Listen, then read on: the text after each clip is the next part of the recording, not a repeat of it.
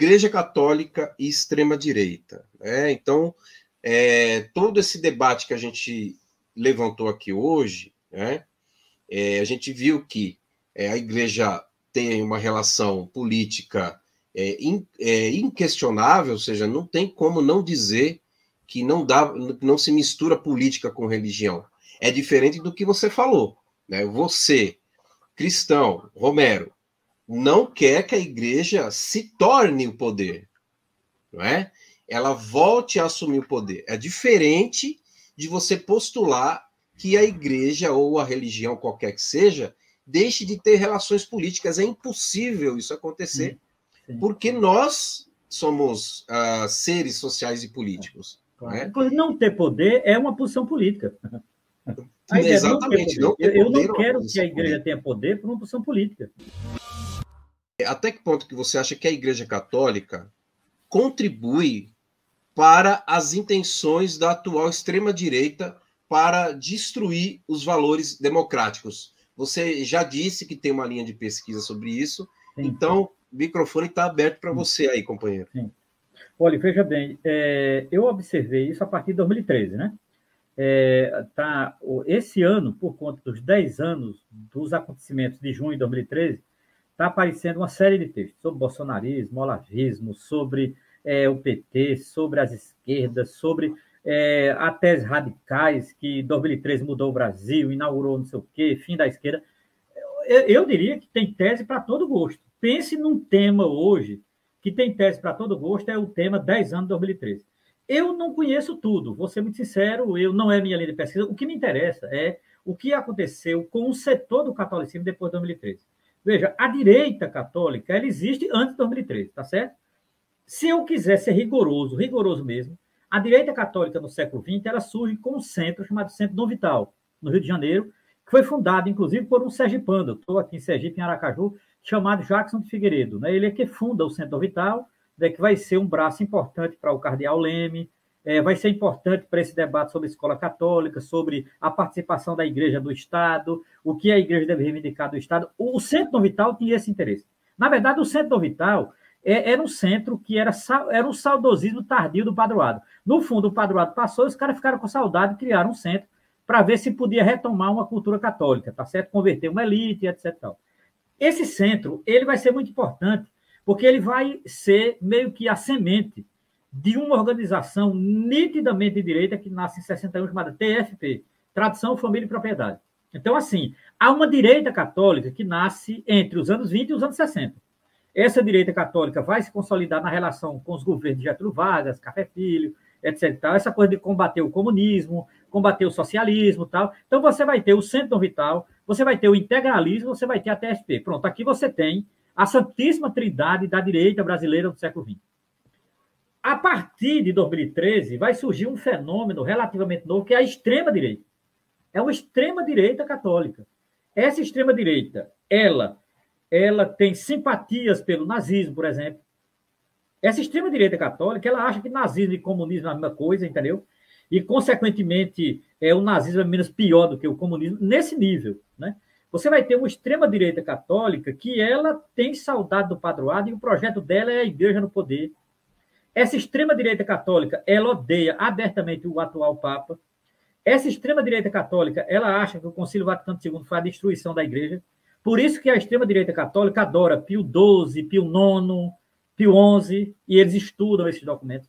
Agora, tem um elemento novo da extrema-direita católica, que é os usos das mídias digitais, que nem a TFP fez, nem o integralismo ou o Centro Vital fizeram, que é o uso, elas, na verdade, elas chegaram no momento do uso das redes digitais. Essa extrema-direita tem plataforma, e dá curso nessa plataforma. Essa extrema-direita defende missa em latim, a missa tridentina, a missa de sempre, e eles usam as redes sociais para essas missas. Eles defendem canais, que se criem canais para atrair católicos para essa direita católica. Então, para você ter uma ideia, eles não têm um centro, não é uma direita católica com centro. Na verdade, eles têm, é como uma haste de guarda-chuva, são várias hastes. Eles têm youtubers, eles têm canais, eles têm plataformas e eles têm dinheiro. Né? E eles têm inspiração em Steve Bannon e Olavo de Carvalho. Olavo de Carvalho e Steve Bannon, só para você entender. Essa é a novidade da extrema-direita católica. Né? Se você lê Olavo de Carvalho, você entende qual é o projeto da extrema-direita católica. Inclusive, eu não tenho dúvida, eu tive o desprazer de ler 4 livros de Olavo de Carvalho, nossa senhora, para mim foi uma coisa assustadora, e aquilo é real, aquilo não é brincadeira, o que é mais grave é que eu não estava falando como delirante, cara, aquilo é levado a sério as obras dele, né? Eu li um sobre a Nova Era, que é um dos primeiros livros dele, eu li o que ele trata de Epicuro, que é o Jardim das Aflições, não é? Eu li A Longa Marcha da Vaca para o Brejo, e li um dos últimos dele que eu li, foi um sobre Maquiavel. Fiquei impressionado com o Olavo de Carvalho, impressionado. De fato, aquilo ali é um projeto, e um projeto de poder. O Olavo de Carvalho sabia o que queria. E ele tem uma influência muito forte nesse sistema-direita católico. Né? Ele morreu, mas deixou aí representantes que já estão ficando famosos, inclusive. Para você ter uma ideia, Olavo de Carvalho é a maior influência num grupo chamado Brasil Paralelo. Já ouviu falar nisso? Nossa, mãe, isso é assustador assim, esse negócio, cara. Esse um negócio poderosíssimo assustador. Que enche o saco, inclusive, né? Você vai procurar um vídeo, ele aparece na frente. Você vai procurar outro vídeo, ele aparece na frente. Exatamente. Olha, para você ter ideia, o Brasil Paralelo tem um setor da extrema-direita católica lá dentro, e eles estão influenciando bispo, só para ter uma ideia. Tem bispo que só vê o Brasil Paralelo, bispo católico. Eu mapeei alguns, inclusive. Padres, já perdi a conta, né? Então, assim, você tem uma extrema-direita católica que ela se consolidou a partir de 2013, 2014, 2016 é o ano de glória deles. Porque o grande sonho da extrema-direita católica era derrubar Dilma Rousseff no golpe, e eles conseguiram. Agora, eles não conseguiram só, porque o golpe não foi só da direita católica, de maneira nenhuma. Envolveu o judiciário, envolveu Rede Globo e mídia hereditária, envolveu setores do negócio. Agora, a extrema-direita católica deu sua pazinha de contribuição, né? E ela gozou com isso, né? Entre 2017 e 2018, eles se consolidam nas redes. Agora, eles gozaram mesmo na eleição de Bolsonaro. Bolsonaro era o candidato deles, né? Coisas como o Centro Dom Bosco, Bernardo Kister, Controvérsia Católica, Fundação Cultural Monfort, TFP, Arautos do Evangelho. Nossa, Arautos do Evangelho. Cara, Arautos do Evangelho. Faz parte desse movimento de extrema-direita católica. Os Arautos do Evangelho é o rompimento da TFP, de um setor da TFP. Vem da TFP, liderado por Plínio Corrêa de Oliveira. Então, assim, eu comecei a estudar essa gente, porque essa gente está tendo um peso dentro da igreja. Não é? E para mim, eles são gravíssimos, porque eles são delirantes, eles têm um projeto político de poder, não só na igreja e fora da igreja, eles sabem usar as mídias digitais, mais do que eu, inclusive, sabem usar muito bem, por sinal, né? E eles estão numa vanguarda em termos de uso de rede, rede digital e tal. Então, é por isso que eu me interessei por eles, né? Eles tiveram um papel fundamental agora na eleição de 22, porque eles eram inimigos de Lula. Para ele, Lula é comunista, imagina. Cara, um grupo católico que acha que Lula é comunista, de fato, eu vou dizer o quê, né? Mas eles acreditam nisso, não é? E estão confiantes nisso. E isso é uma maneira, porque eles gostam de teoria da conspiração, eles adoram teoria da conspiração, né? É uma característica dessa extrema-direita católica, criar teoria da conspiração para eles mesmos acreditar. Eles inventam a mentira e acreditam na mentira inventada por eles. Eles se alimentam disso. Eles se alimentam, é isso. Essa é a realidade que nós estamos, né? Eu cheguei a dar uma entrevista sobre isso num jornal que é ligado aos jesuítas do Rio Grande do Sul, chamado da Unicinos, o IHU da Unicinos. Unicinos, conheço. Eu dei uma entrevista lá, o título é A Extrema-Direita Católica e o Governo Bolsonaro. Foi ali no meio mesmo, eu acho que a entrevista é de 2020. Estava no meio do governo Bolsonaro, quando a jornalista desse canal me entrevistou, e a entrevista é por escrito. Está lá, ainda está lá. Né? E eu falava, né? Quem é quem da extrema-direita católica que está no governo Bolsonaro, que apoiava o governo Bolsonaro e tal. Eu fiz meio que um levantamento, né, para o jornal sobre isso. E não mudou muito, apesar de Bolsonaro ter caído, né? Bolsonaro caiu, mas a extrema-direita católica não caiu. É isso que eu tenho. Não caiu. É isso. Não caiu. Muito interessante, muito interessante. O Zezito veio contribuir com a gente aqui, e ele veio contribuir com a questão da cultura e da arte. Olha só, ele disse assim: interessante, Romero, Salvador Dalí também se definiu como cristão anarquista. Você tem algo a dizer a esse respeito? Por outro lado, da mesma Espanha que viveu longo tempo sob uma ditadura fascista e cristã, saiu um padre radicalmente evangélico, portanto socialista, que se torna bispo no Brasil, Dom Pedro Casaldáliga. Zezito O tem que você razão. tem a dizer isso aí sobre a Não contribuição tem. do Veja bem, Zezito? agora eu vou falar sério, porque eu disse inicialmente Zezito em forma de brincadeira, mas agora eu vou falar sério. Veja, primeiro, vamos pegar onde foi que teve anarquista cristão? Na Espanha, Zezito tem razão. Eu conheço uma grande liderança espanhola do anarquismo que é cristão, chamado Carlos Dias. Carlos Dias é um filósofo espanhol, anarquista e cristão. Né? E eu tenho concordância com Carlos Dias. Ele inclusive, tem no Brasil, ele foi traduzido por uma editora anarquista, que eu acho que nem existe mais, que é uma editora chamada Imaginário, que era ligada a um professor da PUC de São Paulo, chamado Edson Passetti. Não é? Esse cara criou uma editora chamada... Ele tinha um coletivo chamado No Sol, NU-Sol, No Sol, o coletivo No Sol criou a editora Imaginário. Essa editora, ela publicou um livro de Carlos Dias sobre Max Stirner. Maravilhoso. Max Stirner, vida e obra. Max Stirner me interessa não só porque foi anarquista, me interessa porque Marx critica ele. É o Max Stirner que Marx comprou a grande briga. Esse cara escreveu um livro chamado O Uno e Sua Propriedade. Marx escreveu um ensaio na ideologia alemã contra esse livro de Max Stirner, chamado O Uno e Sua Propriedade. Esse anarquista espanhol, esse anarquista espanhol, ele é stirneriano, não é?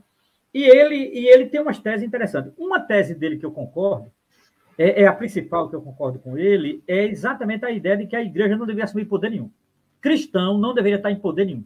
Porque todo poder é uma colonização de um cristão. Né?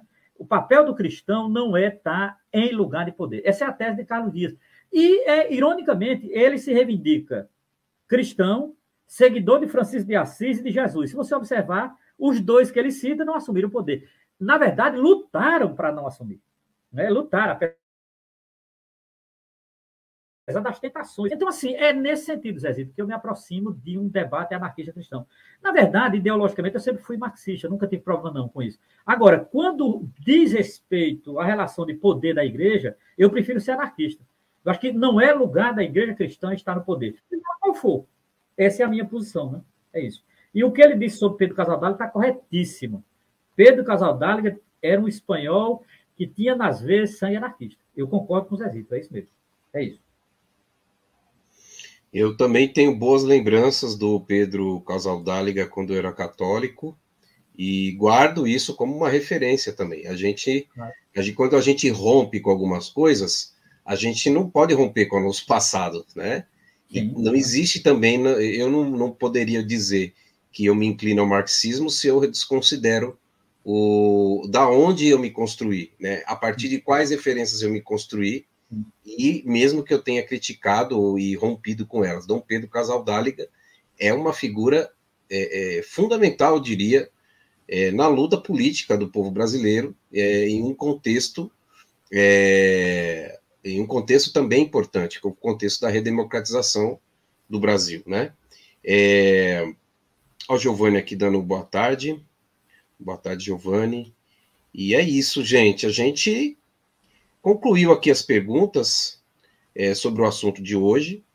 Você que está assistindo, se quiser colocar mais uma pergunta, vamos ficar mais um pouquinho aqui para a gente poder finalizar. Enquanto alguém pensa aí uma pergunta, eu queria comentar isso que você falou um pouco, Romero.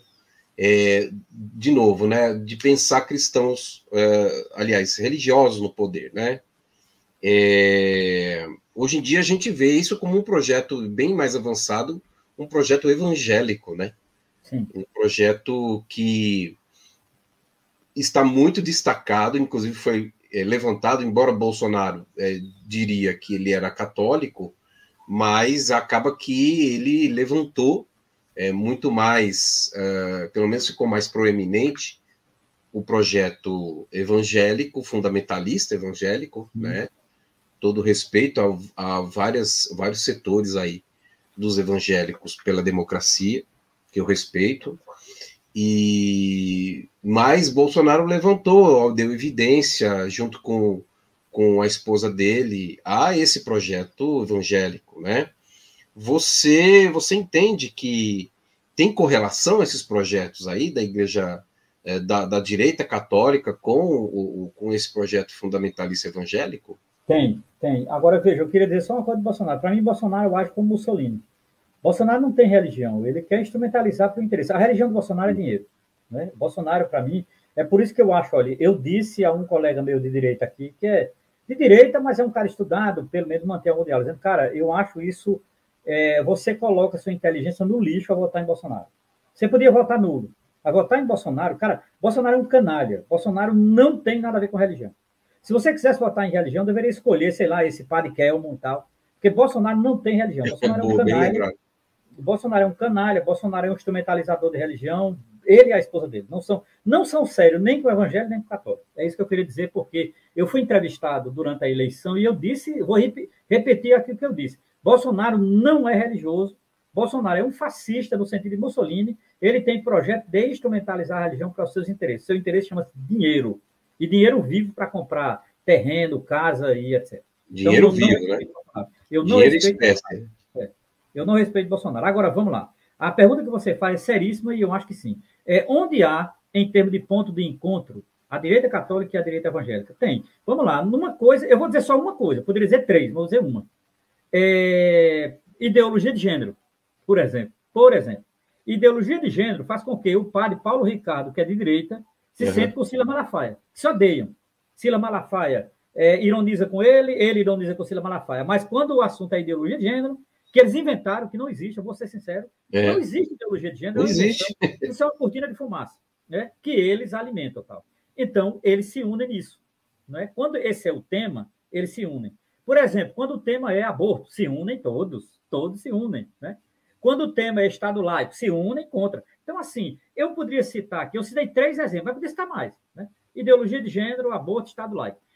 Eles, direita católica, direita protestante, se unem contra o Estado laico, contra aborto e contra ideologia de gênero. Então, assim, na homofobia eles se juntam, na transfobia eles se juntam, no antifeminismo eles se juntam e no machismo eles se juntam. Né? Então, eu não tenho dúvida, né, que eles são isso. Né? Então, existe sim um ponto de intersecção entre direita católica e direita evangélica no Brasil. Agora, também seria injusto não dizer aqui, eu tenho que dizer. Existe ponto de intersecção entre a esquerda católica e a esquerda evangélica. Né? Existe um diálogo, por exemplo, o pastor Henrique Vieira com o padre Júlio Lancelotti, um diálogo tranquilo, entende? Etc. Então, assim, porque aí o velho Marx, aí não tem dor em quem doer, o velho Marx. Veja, a sociedade capitalista é estruturada em termos de luta de classe, minha gente. Sociedade de classe. E religião também é classista. Religião também é classista.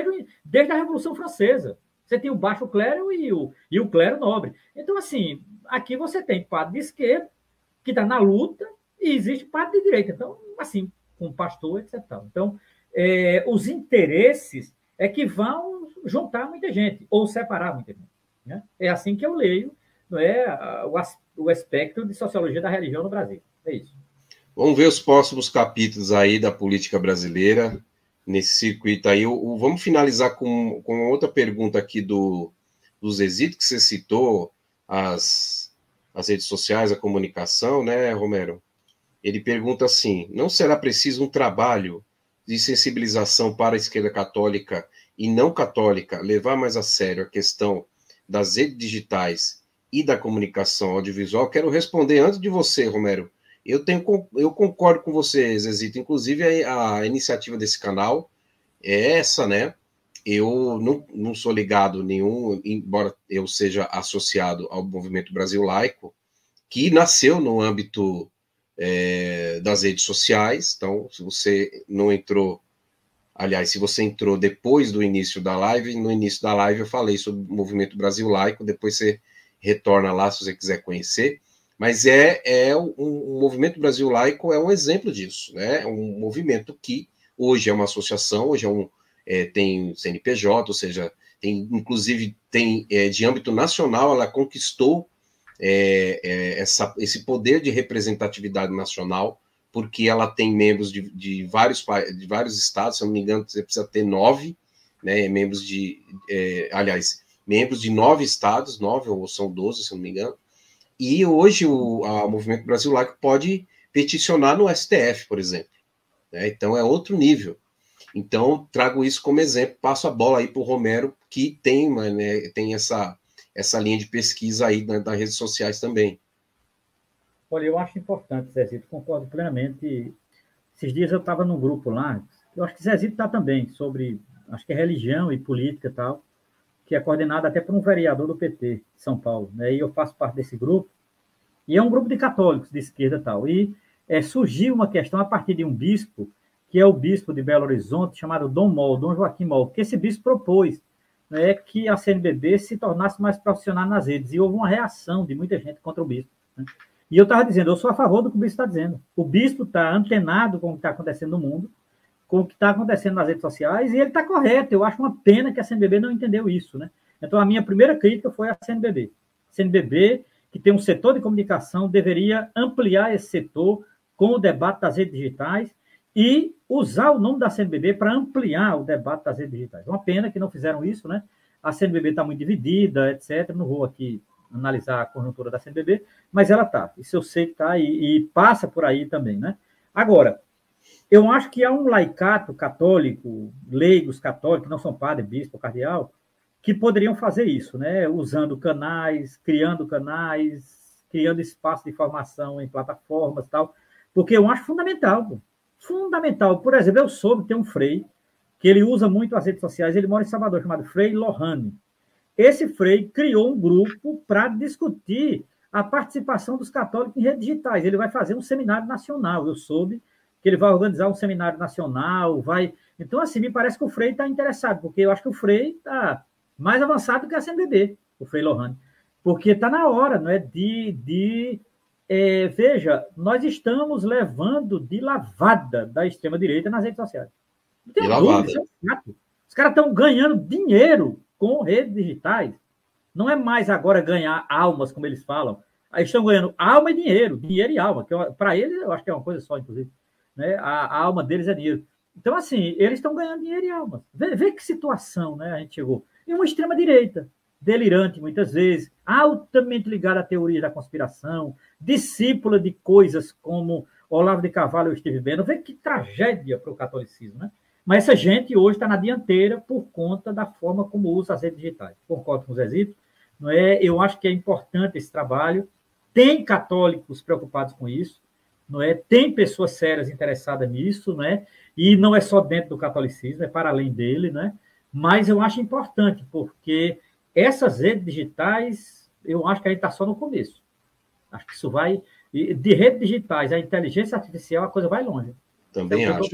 É isso. Também acho.